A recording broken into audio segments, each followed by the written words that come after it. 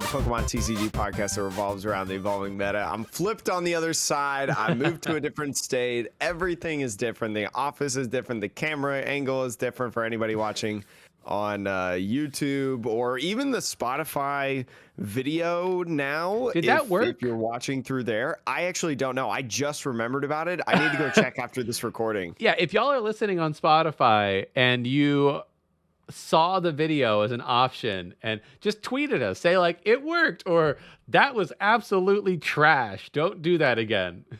I know Spotify's in like a lot of hot water right now, yes. which I mean, but our platform goes on there, and I mean, we don't make a single dollar or anything like that. But well, actually, I do want to shout out. Somebody did. We have a thing on Spotify with Anchor actually that you can become a sponsor of the podcast for like $1. And someone, I will pull this person up because I do want to shout them out. We gotta shout them out by name. This is like Patreon, you know. Yes. We gotta shout out the users. It's like I think it's like a monthly thing. And Sebastian Nunez.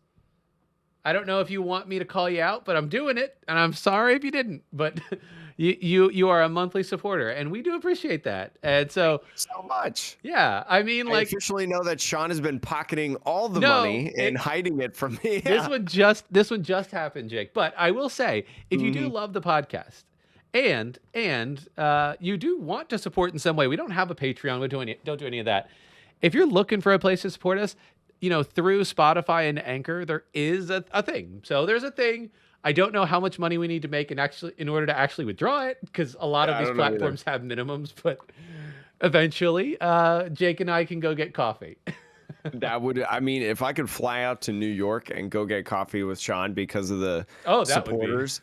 That would be or maybe something Jake. Incredible. But Sean, we got a lot to talk about today. Now that we are back in full circle, the dynamic duo is back together, including some big news about future sets coming out, some new cards that have been revealed. Say that 5 times fast. And then also some new policies that have been introduced that I actually found intriguing. But as always, Sean, we need to do the 5-star review. We talked about our lovely new supporter financially supporting us on Anchor. And so we got to talk about the 5-star reviews, get back to that over on Apple. We've got Razmail left it on the new year. 5 stars. Awesome podcast. 75 ratings now, Sean. Oh, dang. Okay. 75 ratings. We have 25 more until 100 on Apple Podcasts. So there's if you need something to do for 5 minutes, you want to leave us a review, whether it's 1 star, 5 stars, just let us know how we're doing. Let us know what we could do better, maybe some ideas of things to talk about. But let's get to this awesome podcast review from Razmail real quick. Recently found my old Pokemon things and got back into them. This is an awesome podcast for anyone who likes anything Pokemon. Thank you, Razmail, for the wonderful thing. I mean, this is the cool thing about the podcast too, because like we cover, you know, not only like the competitive side, but we also cover like the collective side. You know, cards that are coming out, boxes that are coming out. Just talk about the different arts of the Pokemon cards. You know, like mechanics, things like that. Like all these different things. Yeah, and we've got some new mechanics to talk about too today. Oh, we do. We got some good stuff. I'm so excited to talk about some of these things on this podcast. Let's jump into Astral Radiance. Okay. If you have not heard about that. Now, TBCI recently announced this. Astral Radiance is going to be the next English TCG set after Brilliant Star. So, I mean, can we really call it next TCG set if Brilliant Star is not out yet? I mean, that's a very good, the next English TCG set. I'm like, wait. Brilliant Stars is like, hey, wait a minute. We're in the point right now where Fusion Strike is like old now. Like we're just waiting. This is the waiting room now for Brilliant Star. Well, and all the I will say too, all the content creators, like almost all the videos I'm seeing are basically Brilliant Stars videos. Like, and we're still how many weeks out from Brilliant Stars? Like, is it still like 2 or 3 weeks? Yeah, it's a while. I think it's like 3. So like, I feel like Brilliant Stars is actually going to launch. and everybody's already going to be tired of Brilliant Star. February 25th is the release of Brilliant Star. So pretty much like 3.5 weeks. Yeah. I would say. But if you have not seen, this is from PokeBeach.com. Astral Radiance is the next TCG set after Brilliant Star. Pre-releases are taking place on May 14th through May 22nd. We don't know if it's actually going to be in person. It might be one of those things, again, like where your store just gets sent them and they can either sell it, they can hold the like little tournaments if they want, just giving, flexibility, I will say, to the stores based on how they do. The set is going to feature Japan's sets Time Gazer and Space Juggler, which Dialga and Palkia, if you do not know, Legends Arceus, Brilliant Diamond Shining Pearl, those are the hot games right now. Pokemon, in terms of their trading card game, are moving away from the Sword and Shield era and moving back to this like new Diamond and Pearl era stuff. So, a lot of things that we're going to talk about today are Diamond and Pearl era things. So we're really getting in the move on that now, especially with Brilliant Star right around the corner. There's so many just different trading card game sets that we're talking about right now, Sean. Yeah. So, I do think it's interesting because they are moving back to to Diamond and Pearl, but they're also moving forward because I will not spoil anything. I have not played the new game, but apparently there will be. I don't play the new games either, Sean. So you're treading on hot water right now. Okay. All I'm saying is the new sets will be more, I think, in line with Legends Arceus in terms of the Pokemon that we will see in the card game. That's all I will say. So do not read too far into the article, Jake, if you don't want. If you're looking on YouTube or whatever, just don't look under that picture of Dialga and Palkia. Just hide. Don't look there. But I've been hearing. Have you seen any gameplay about the game? We could talk about the game real quick. Have you seen anything about that game? My Twitter must be like the magical no spoilers Twitter. I know nothing. All I know is people seem to like it, and a lot of people are saying that the story mode. I think a big downside for a lot of the Pokemon games recently, and I'll include Sword and Shield because I did play through the majority of Sword and Shield. Is you kind of you're playing through the game and it feels like going through the motions. And, for a lot of players, especially, you play to get to the end to then actually get to VGC type stuff, right? Or go Dynamax hunting, all of that. But with this game, it feels like playing through the story is the thing that everyone is enjoying. So I think that's a breath of fresh air. And it seems as though if this is the direction Pokemon takes the rest of their franchise moving forward, that people seem to be enjoying it. I've seen a lot of this is easily the best Pokemon game that we've ever seen. I haven't played it yet, just for preface, but I do know that this game has been hyped up to all ends since the very, very beginning.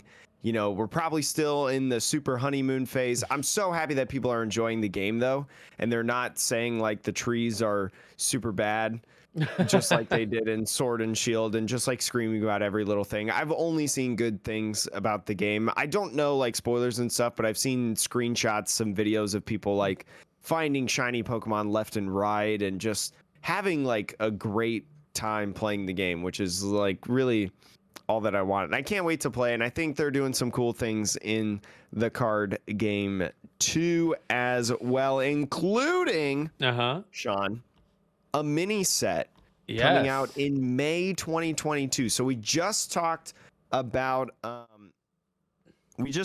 Astral Radiance coming out on May 27th. That is a main set. That is a main big thing, just like Brilliant Star, just like Fusion Strike, those kinds of sets that happen scheduled every couple months throughout the year.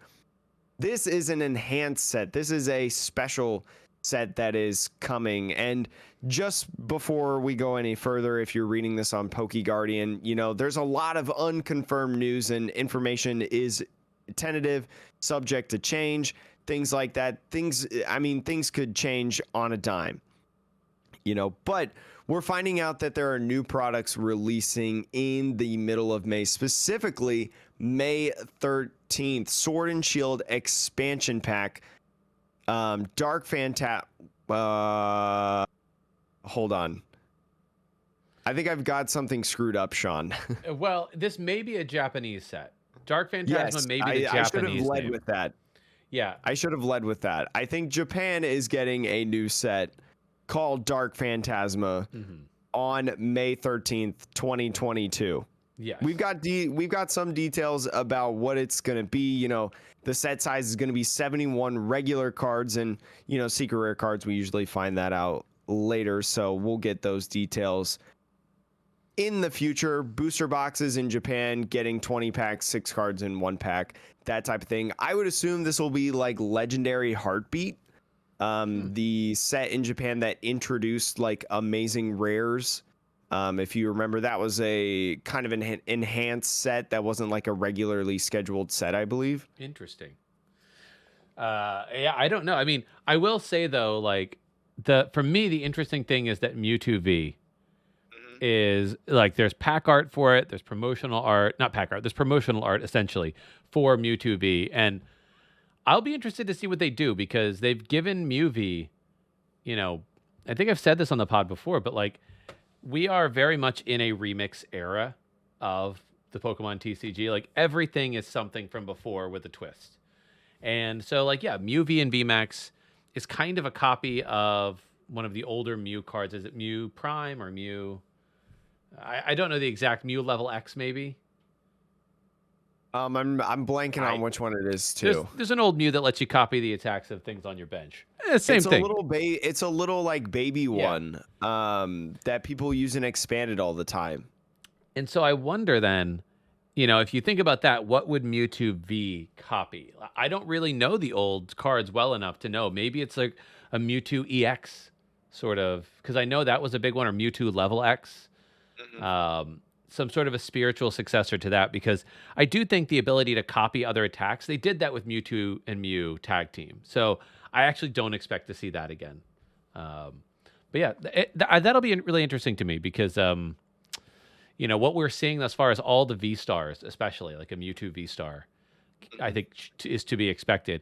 And from what we're hearing, all the V-Star cards seem to have the potential to really change how the game is played.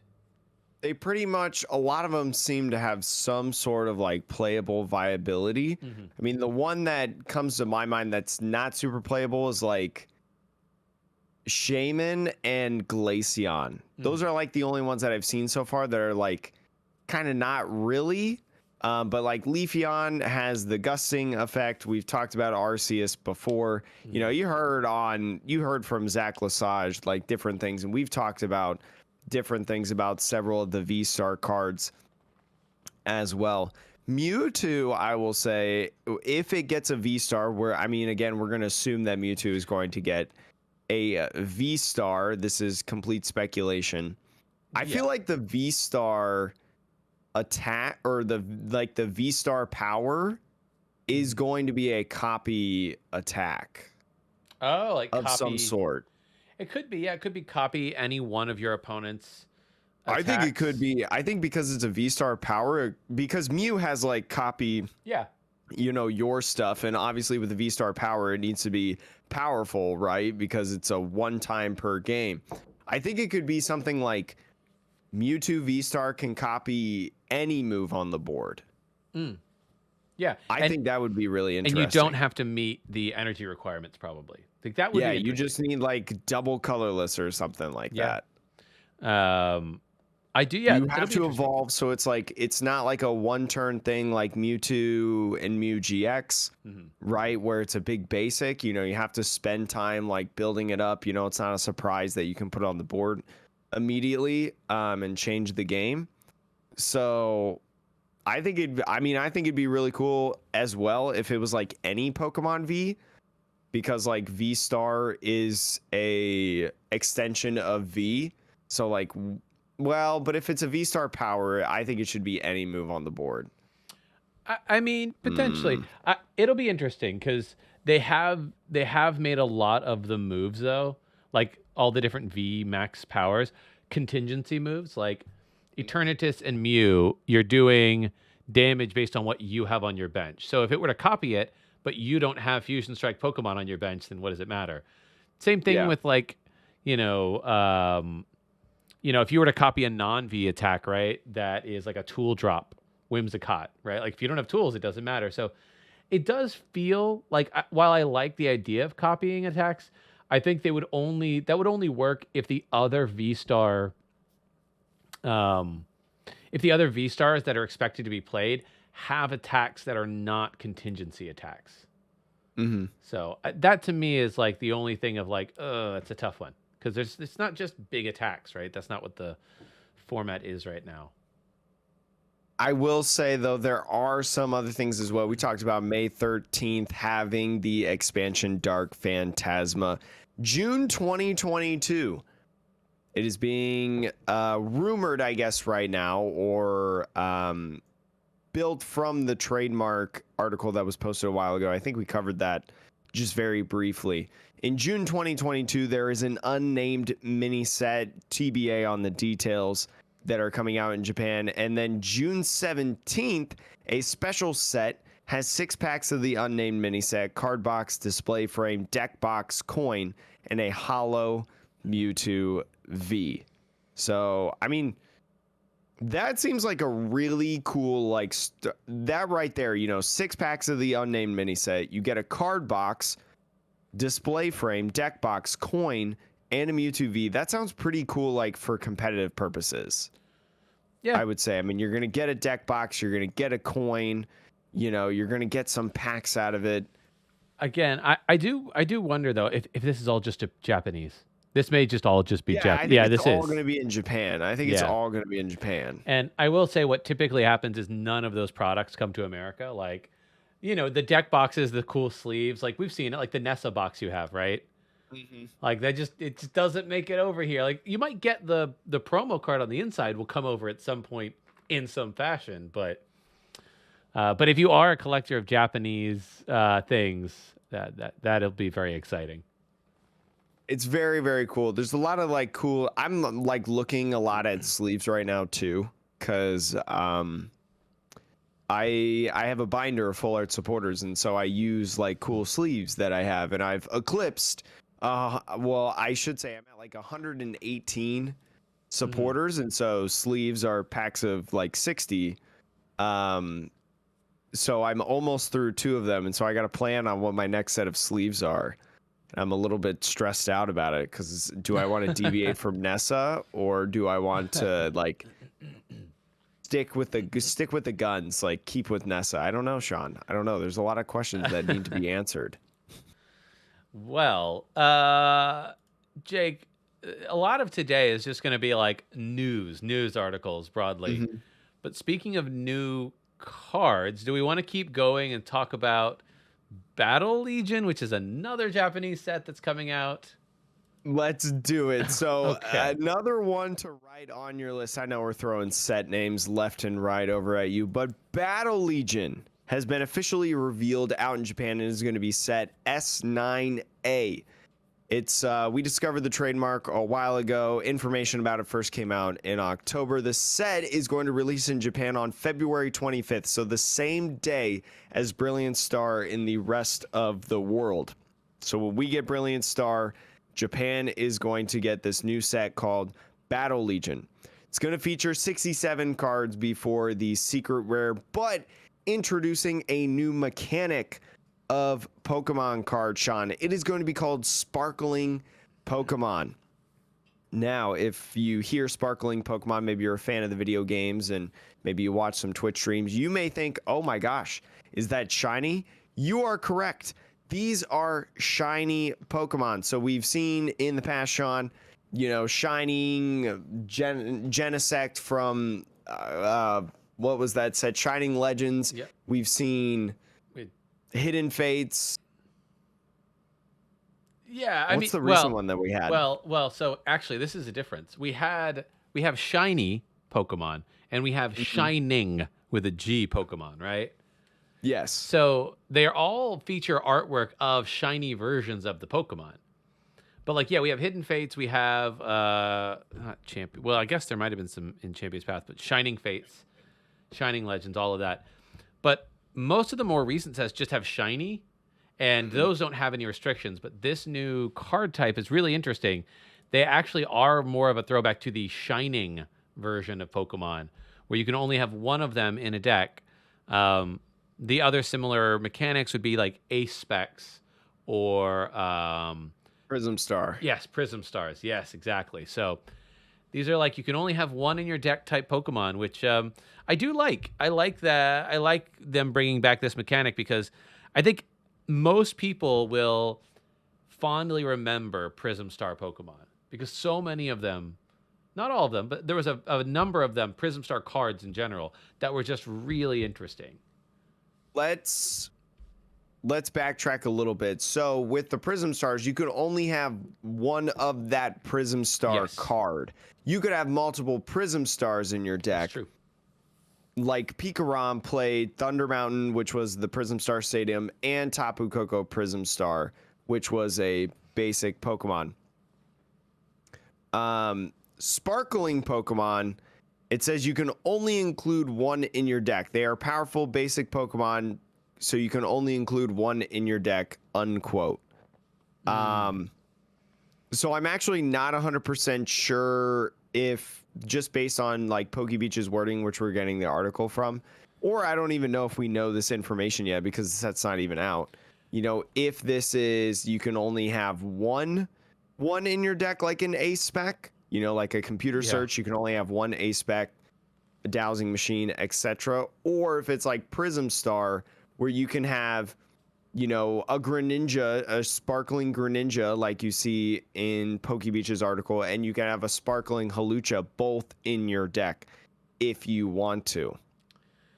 I'm not 100% sure about it. There is a rule box that they've translated. You can't have more than one sparkling Pokemon in your deck. So I do think it's, I guess, more like an Ace Spec. It would be like an Ace Spec then, yes. Because that wording, it specifically says sparkling Pokemon. If it said sparkling Greninja, you know, that would be more like the Prism Stars that we had back in the Sun and Moon era. But yeah, sparkling Pokemon. Okay, so think of it like computer search. You can only get one. Sean, do we want to talk about sparkling Greninja as a card itself real quick? Yeah, I think both of them are worth a chat. The one thing I will say, which is interesting, which I think is why they limited these to like one-ofs, they have given, like, Greninja and Hawlucha are both Pokemon that are normally evolutions. Hawlucha is not. Oh, Hawlucha is normally a basic? But Greninja is a stage 2. It's a stage 2 normally, right. So I think it'll be interesting to see if Pokemon, knowing that stage 2s and evolutions, especially single prizers, have been typically not very good lately. I'll be interested to see if they start picking out fan favorites that would not normally see play as a single prizer and making them sparkling Pokemon so that, like, people who are fans of Greninja can actually play a Greninja in their deck. Or I wouldn't be surprised to see a Gengar, maybe, right? Like, yeah, I mean, Gengar is it's not a good shiny Pokemon though. Oh yeah, it may not look good, that's fair. But like, I feel like these Pokemon need to, I mean, it'll have sparkling in the text, so like you know, I mean, that's how you signify, but I think they're going to want Pokemon. Like, if you look at Greninja and you look at Hawlucha, they have very different, like, colors compared to the, like, regular, you know, versions of those Pokemon. Yeah. Yeah, it's fair. Yeah, I'll just be interested to see, because with the Greninja, it does have a pretty powerful ability.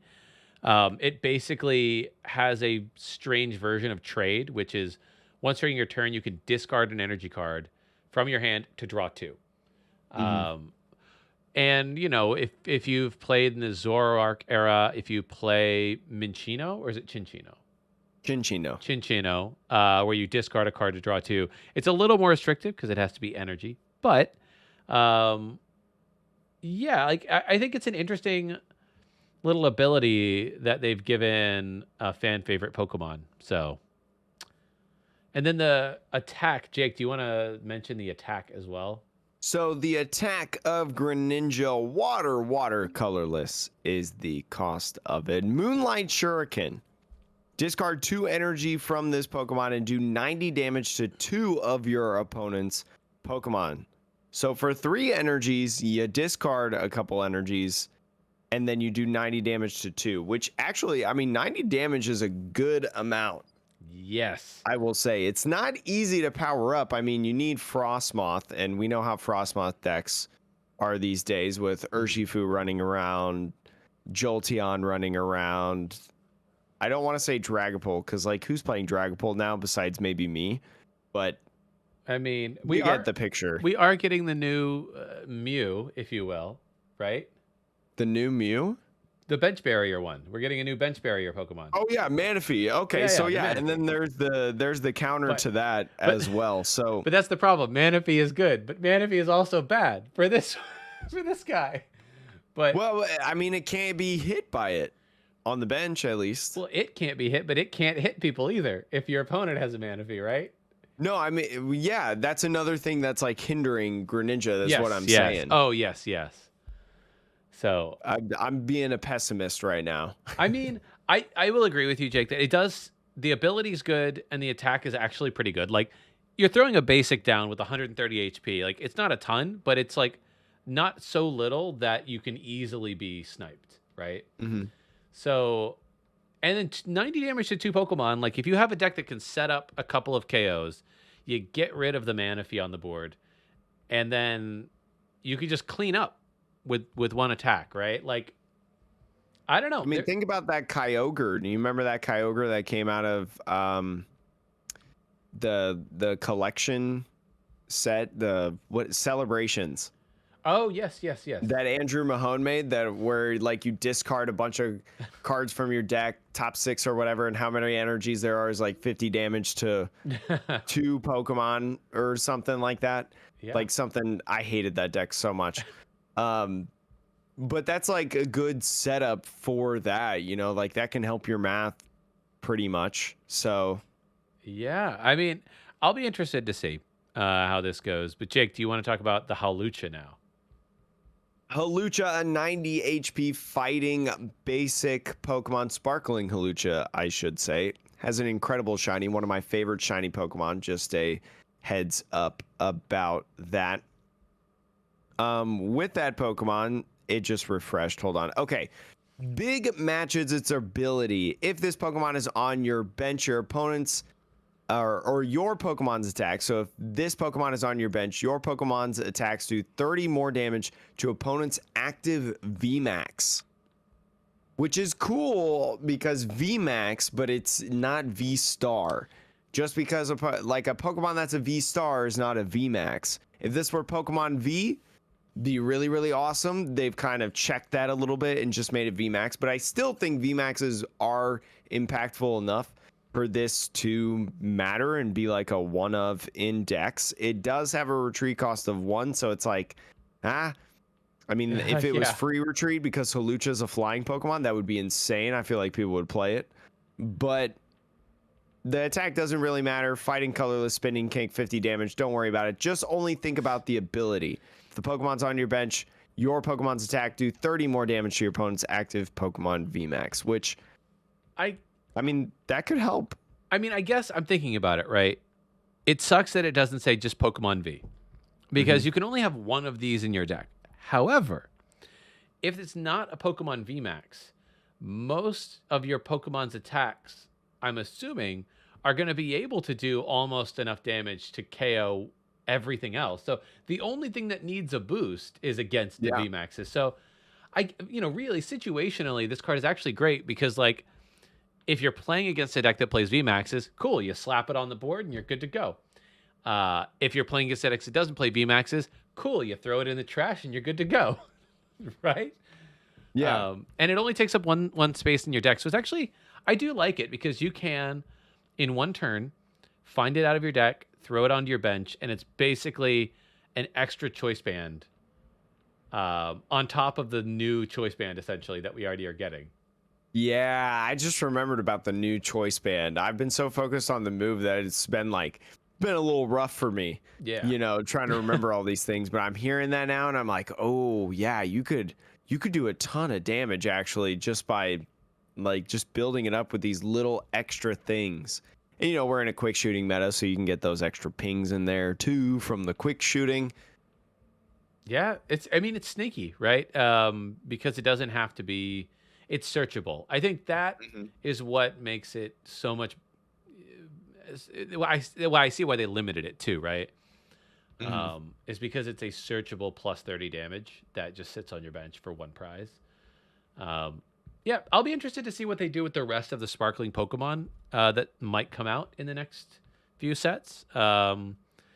I hope they do this longer than Amazing Rares, because I feel like Amazing Rares were just so short. I think it was only like, what, 2 sets that they did Amazing Yeah, Rares? it was just like what was it? It was Vivid Voltage and was there anything else other than Vivid Voltage? There may have been some in a specialty set that came out, like Shining Fates, maybe. Oh yeah, Shining Fates did have some, I believe. Yeah, I remember. Yeah, because I think Kyogre was in that one. Yeah, that was the one where like Vivid Voltage, those are the Amazing Rares that like were at the time expensive, and the Shining Fates ones were like you pulled 1 billion of them if you opened up a bunch of Shining Fates.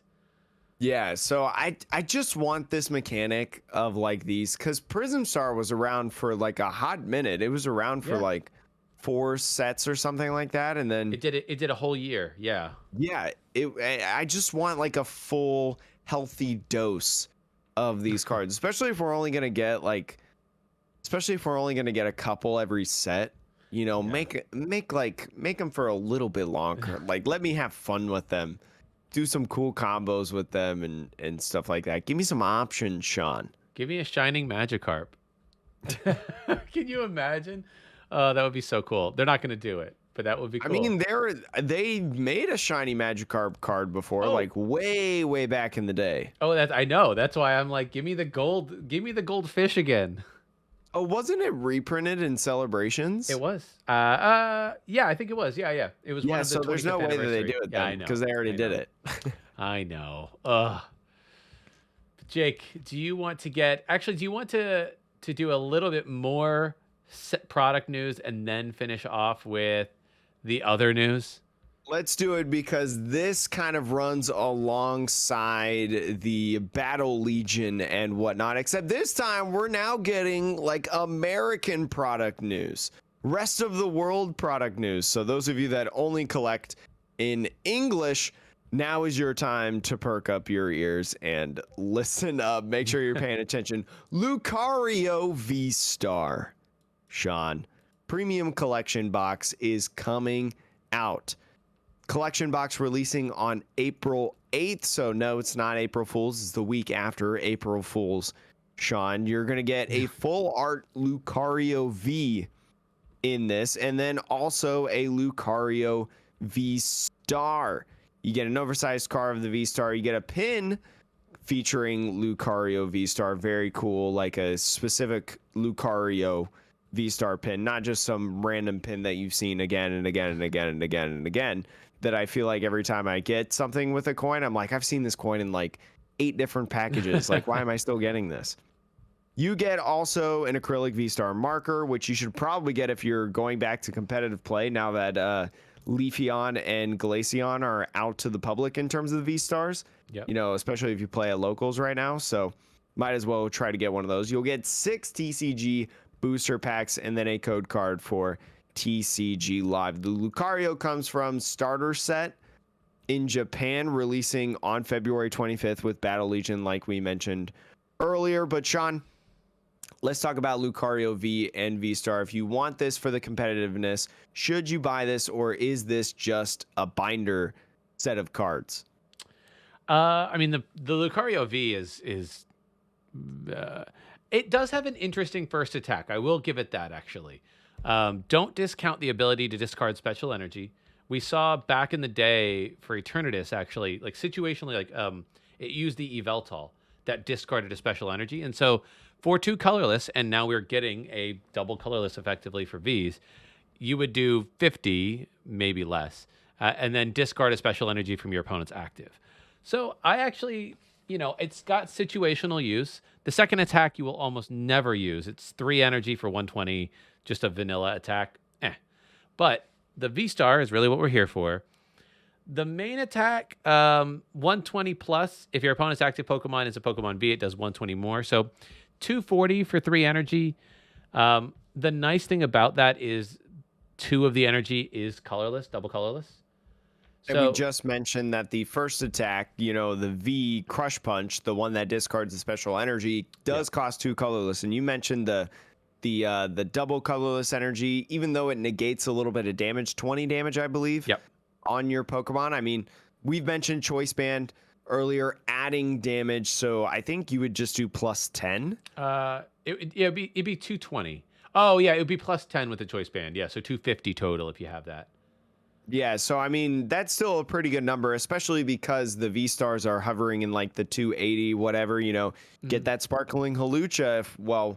We don't know when that's coming out in the rest of the world, but hypothetically speaking, you can get that little Hawlucha down. Boom, you'd be doing 280. Actually, and which would knock out an RC. Well, Arceus V-Star gets hit for weakness, so no matter what, you're bopping an Arceus V-Star. But you do bop a Charizard V-Star as well, right? Exactly. So it does have, there are some synergistic cards. I mean, I think all of the V-Stars, though, a lot of them do have basic attacks, like first attacks that do somewhere in the range of 200 to 250. So like Arceus's attack is 200. So if you're doing 200 plus the 30 Choice Band plus the 30 Hawlucha, you're also doing 260. A couple of Zigzagoon pings and you're there. Zigzagoon pings, quick shooting, because quick shooting is just good. Like we talked about the Drizzile meta. Yeah, so I mean, the first attacks kind of devolve it into a one-shot meta against V-Stars, kind of.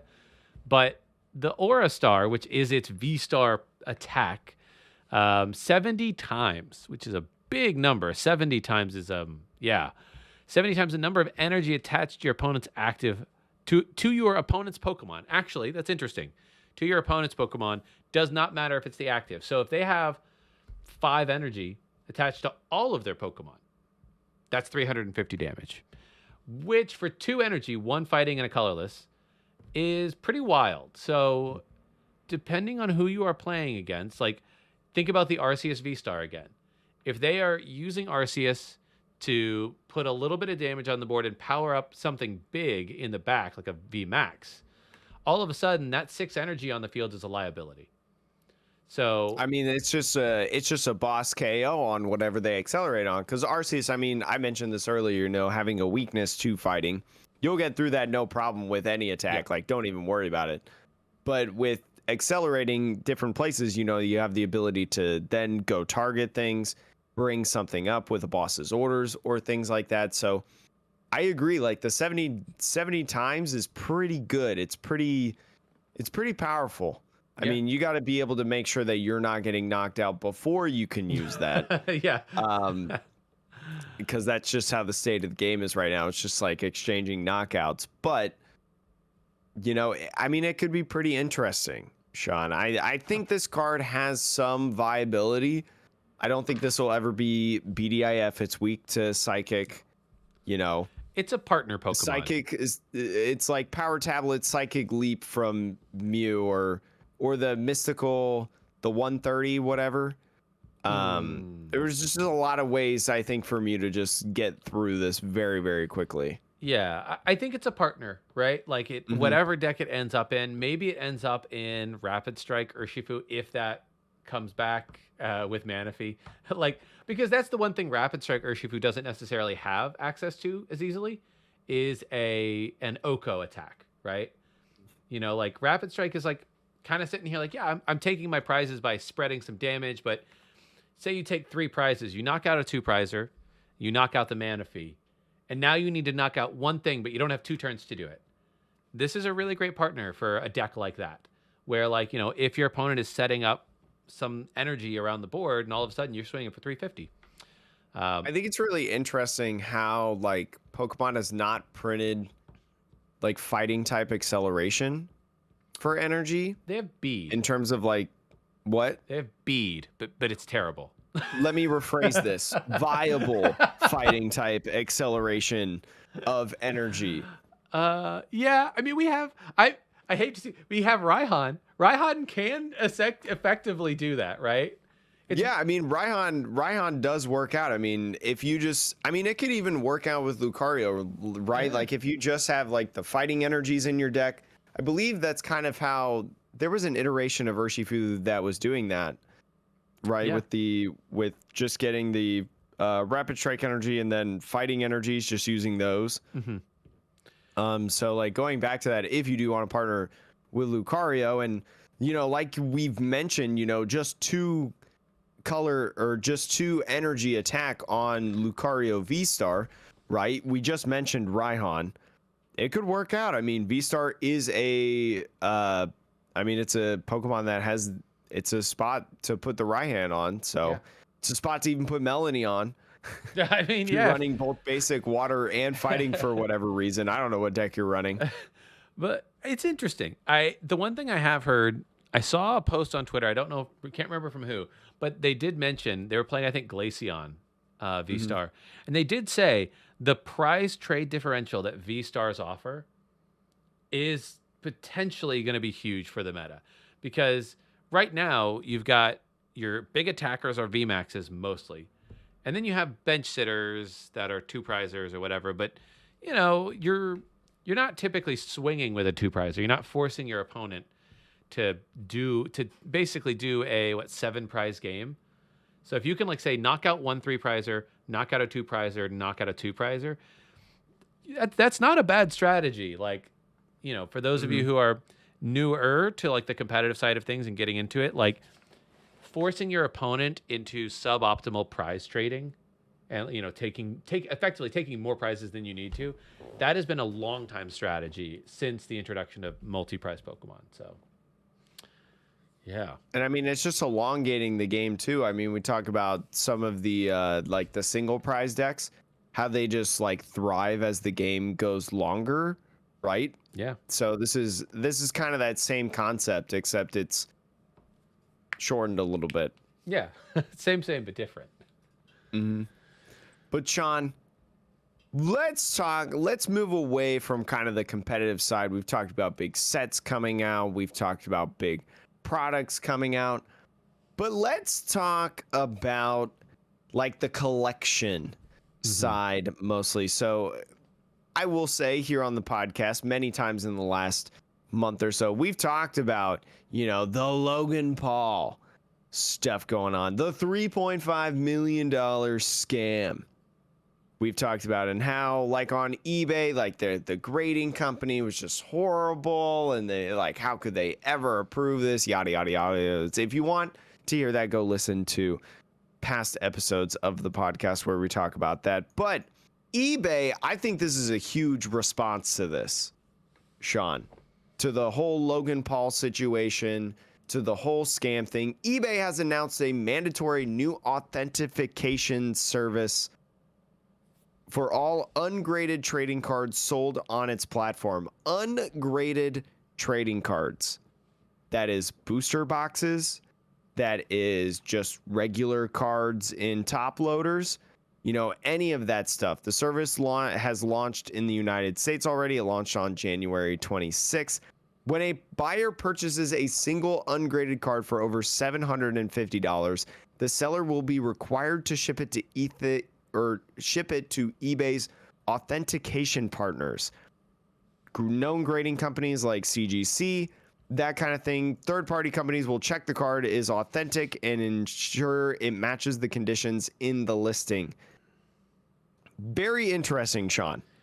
Yeah. Development, I believe. Yeah. So, I mean, I kept reading through the article a little bit, and basically, I do worry. I don't know what kind of volume that eBay processes of effectively high dollar value ungraded cards, but the process works like you sell the card. If you're the seller, you sell it for however much, over 750. But eventually they did say they're going to do it for cards 250 and more.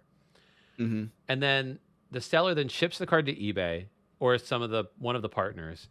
That person says it's the correct card, it's real, and it's in the condition that you listed it as. So like near mint, you know, good, very good, right? Like that's the one area that I do think it could become a real problem, because even if you are, into the hobby, I think it is very hard. And PSA, predictions are a good judge of this, what people do. It's hard to tell, like, is this card in excellent condition or near mint or very good? Like, they're going to have to, I think there's going to be a lot of cards that go through the process and may get sent back to sellers and refunds happening. And this may actually backfire on eBay a little bit, because sellers, even legitimate ones, may be like, in large part, like, this is a huge hassle. I understand that the verification is important, but if a not insignificant number of cards come back because they listed it at the wrong quality level, like excellent instead of near mint, or near mint instead of excellent, right? Like, those lines can be kind of awkward. So I'll be interested to see if that process sort of becomes an albatross, if you will.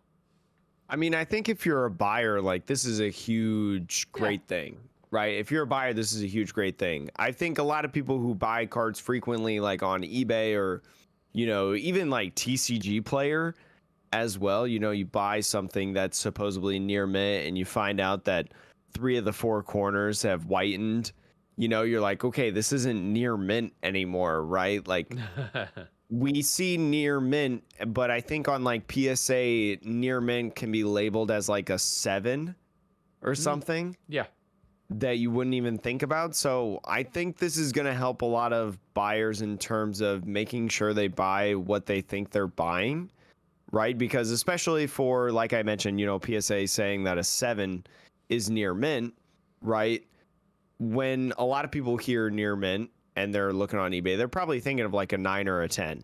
Yes. Right. And they're probably expecting to get a card that looks like a 9 or 10. They don't want a 7. A 7 to them is like lightly played, lightly played. Yes. So I think this actually like stops returns as much. Yeah. I think, yeah, you're right. Like, there's a lot of risk with this, and there's a lot of stuff for the buyer, but I think refunds in all will just be so down on this because they're doing this like authentication system. Does that make sense? Yeah. I don't know if I explained myself well. I agree with you. I think all in all, it's like great buyer protection. And it's also, it's good seller protection too, because we have heard stories of people being like, hey, I sent you my card and you said that it was not the thing that was in the card, and now you want a refund. Or even people saying, sorry to cut you off, but like, even people saying like, oh, you said you shipped me the card, but where is it? Now like that pressure falls onto the grading company as well, and not necessarily the buyer. Well, the seller can then basically, like, once it gets to the people who are going to review the card and verify it, like, it's like, hey, the seller sent the card. So if the seller is not going to be basically out all their money, which I think also helps. But the one thing they did mention, which is that they said this service, that eBay will cover the cost of the authentication process for a limited time. But what that means is there will eventually be a cost for selling cards of that value on eBay, like an extra fee to send them to this company. And I wonder, that's another thing where, like, look, we all know the stories, and Facebook, Verbank and Facebook, some of the Facebook marketplaces are great examples of this. People being like, hey, I just sold a $400 card, but can you send it PayPal friends and family? Like, they don't even want to pay the goods and services. They don't spring for like a proper top loader for an expensive card. No, they just put 2 pieces of cardboard.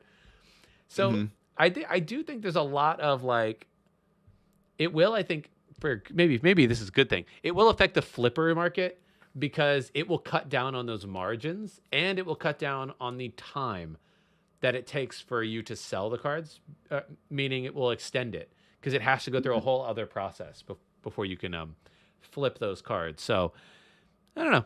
It's just interesting. I just wonder how much this is going to cost, and if eventually, if enough cards are being sold, if it becomes like PSA where you buy a card and then you only get it 6 months later, because there's such a backlog in the authentication process.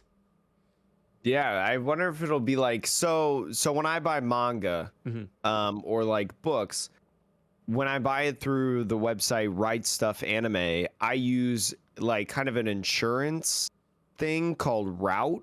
And it's basically like an extended service that can really tell me like where my package is at all times, you know, things like that. And if it comes like damaged, you know, they'll take care of it. And like literally I'll do like a $50 order and it's less than $1 to add that insurance on.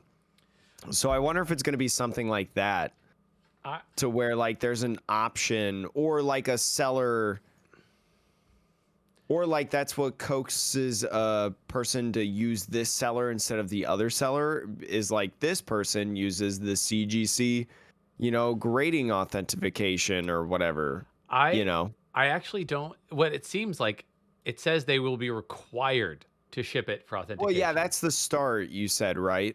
Well, that's the start, but it may be because this is also it's an awkward position eBay is in, because they've seen a lot of scams on their platform, and they feel the need to make a service so that people trust eBay, you know, trust purchases. So if you're going to do it, I think you have to say it's required for all purchases over a certain amount. And then if you are selling a card that's worth more than $250, there's going to be a fee tacked on. Then that fee is for it to go through the verification process. All sales of trading cards over that value, I think, will have that fee now. Or, you know, whenever that finally rolls out and the fee comes out, etc. Which I think it's a good thing, to the point that you were making earlier. And like, it may be that the fee gets just passed on to the buyer. Like the sellers are like, hey, this is a $250 card, but because of the fee, it's $260. And $10 of that is the fee, right? Of the getting it verified by some third party. So, but I mean, I don't think somebody buying a card of that value, I don't think $10 is gonna. Yeah, I don't know. I mean, it's just a really interesting like little tidbit that I think has really just stemmed from Logan Paul. We've talked about his influence, I guess you could say, about the collecting sphere, and you know, I've seen people on Twitter, they're over the classic stuff. Like there was a huge debate the other week of like, you know, I don't ever want to see classic or vintage cards, like I'll never collect vintage cards, stuff like that. And it's insane what 2 years has done, Sean, the worldwide pandemic. Yeah, it is. I mean, I don't know. I think this will be. I think this is a smart play by both eBay and the grading companies, because this is me getting into a little bit of like deep dive. But I'll use this as my future. Sean putting his tinfoil hat on. I'm putting the tinfoil hat on. I'm doing my future site about the business model reason to do this. They're scanning all these cards in, and you can scan the card with the QR code, like when you receive it, to see like that it was verified. If you are these authentication companies or eBay, what this gives you is essentially a pop report of ungraded cards, which has never existed before, right? PSA and other companies have pop reports that say, oh, there's only one PSA 10, or there's only 100 PSA 8s of whatever this card is. And that is how you can, to a degree, ascertain the value of a card. More might be graded in the future, but for now, like, that's how many exist. But in the ungraded sphere, there is no pop report, and there's no pop report especially that relates to the quality of the card. But with this service, they'll actually be able to amass a lot of data that says, actually, there are, 5,000 Charizards that are listed, like base set Charizards that are listed in excellent condition, ungraded. That could be a really interesting piece of data that, companies like this, for all the trading cards, that eBay and other companies could then use to like sell to people to like build up the hobby. I don't know, but like if I was like a big time collector, like the SM Pratts of the world, that's the one thing about this that I would be really noodling on, is like, where does that data live? I actually did not even think about that. I mean, I've talked about, pop reports and stuff on certain cards that amass and, they sell for bajillions of the Illustrator cards, Sean, and things like that. And that's an interesting thing. I don't know how deep like you could go though, because like your pop report is never correct, right? Like it's different than a grading, to where like you've graded this card, you know how many exist, where we'll never really know how many excellent base set Charizards there are.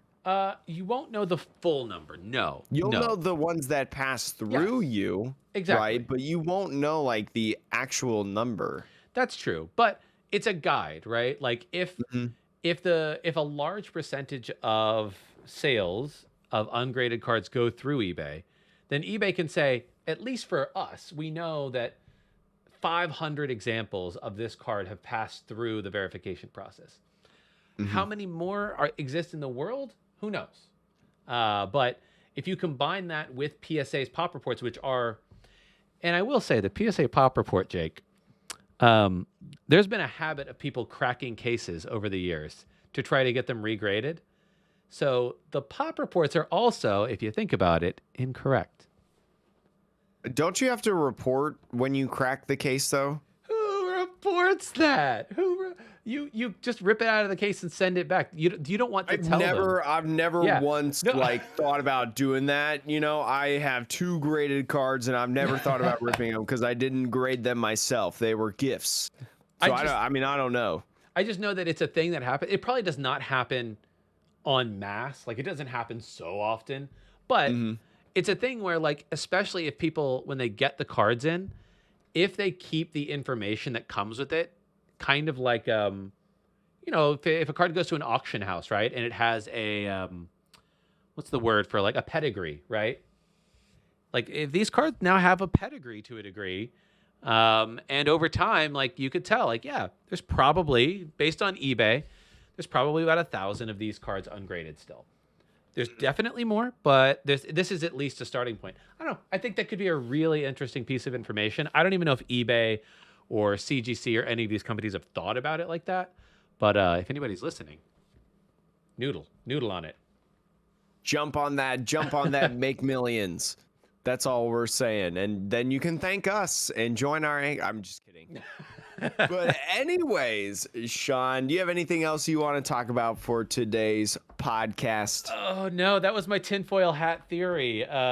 That's it for me. What about you, Jake? Jake's all moved in, though, like you said. So props to Jake. I mean, this was the test of the fiber internet. Like, this is the major, like, thing that I've done on the fiber internet now. I got new grand old internet, and it looked, I mean, it looks great.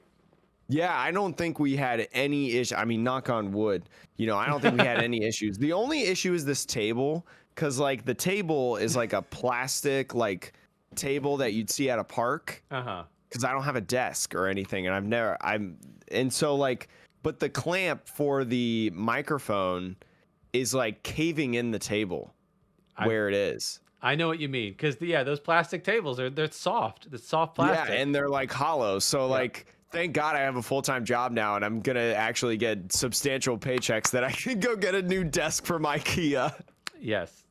Shout out to you, Jake, for getting that job and getting a new apartment. And also all your streams. I'm going to shout out your streams, too, because you're getting deep into that again, are going to be that crisp 1080p with this internet.